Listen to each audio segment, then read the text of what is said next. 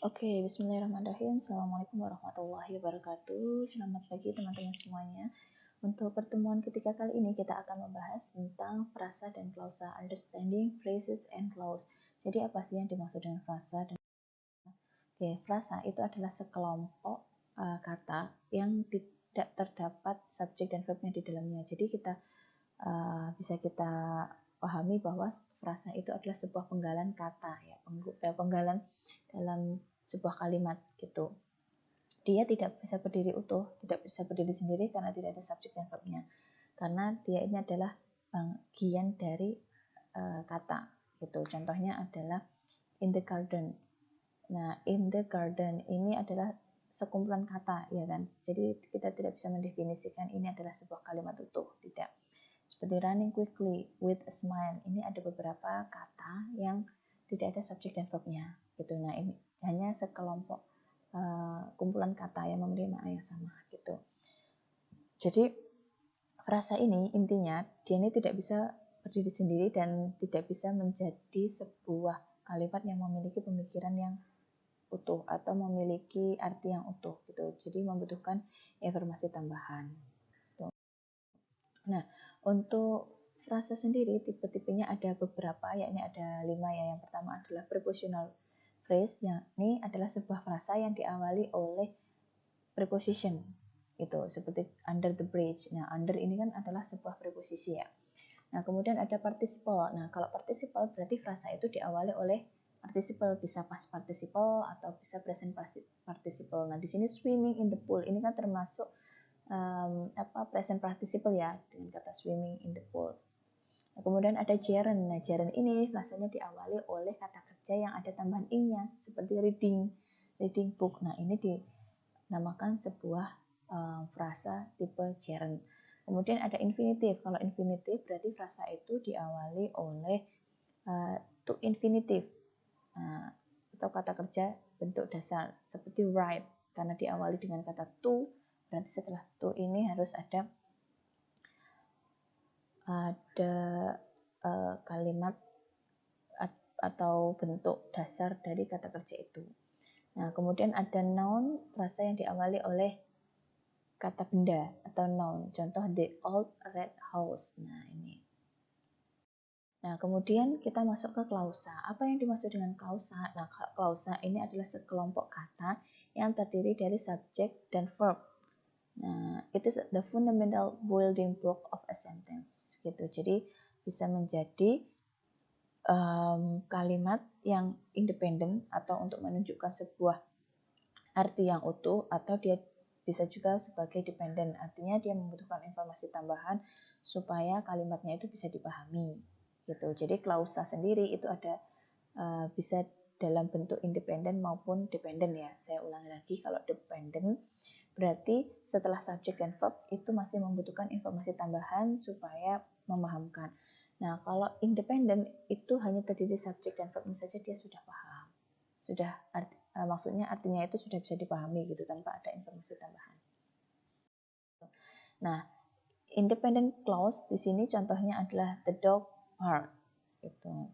Kalau dependent clause itu membutuhkan informasi tambahan seperti while I sleep. Gitu. Nah, untuk common clause structure itu jenis-jenisnya ya. Jadi ada yang dinamakan dengan main clause, ada subordinate clause, dan ada relative clause sama non clause.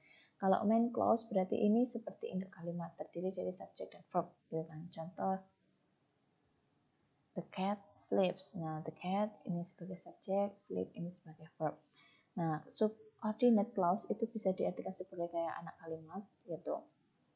Nah, contoh because it is tired. Nah, ini merupakan lanjutan dari the main clause, itu juga bisa. Kalau relative clause itu diawali oleh seperti kata who, that, which itu ya. Itu. Jadi kayak kata penghubung relatif atau kepemilikan. Kemudian ada noun clause, berarti diawali oleh dengan kata benda gitu, atau memiliki arti seperti what you say, apa yang kamu katakan gitu. Ini seperti noun clause. Nah, kemudian bagaimana cara mengkombinasikan antara frasa dan klausa? Nah, yang pertama, create complex sentence. Use coordinating conjunction. Jadi ketika akan menghubungkan frasa dan klausa, ini harus ada conjunction yang sesuai antara frasa dan klausa. Kemudian yang kedua, contohnya ya, the dog bark, it's hungry. Nah, because the dog bark because it's hungry. Jadi di sini ada frasa dan ada klausa. Nah, kemudian kedua frasa dan klausa ini dihubungkan dengan conjunction berupa becomes gitu. Nah, kemudian common student mistake ini adalah kesalahan yang umum terjadi. Itu pertama adalah sentence fragment. Jadi incomplete sentence lacking a subject or verb. Jadi kalimatnya itu tidak lengkap karena tidak memiliki subjek dan verb, tidak memiliki pasangan. Mungkin ada subjeknya saja atau mungkin ada verbnya saja. Nah, sering terjadi seperti itu. Nah, kedua, run-on sentence, two or more independent clause join with the proper punctuation or conjunction. Jadi antara independent dan dependent atau mungkin frasa dan klausa digabungkan, itu punctuation-nya atau conjunction-nya itu tidak cocok gitu. Jadi kesalahan yang umum terjadi seperti itu. Kemudian comma splices. Jadi ketika ada dua independent clause digabungkan dengan kata koma, itu bisa menjadikan atau terjadi grammatical error-nya. Jadi usahakan supaya tidak terjadi grammatical error, nanti akan ada berupa conjunction.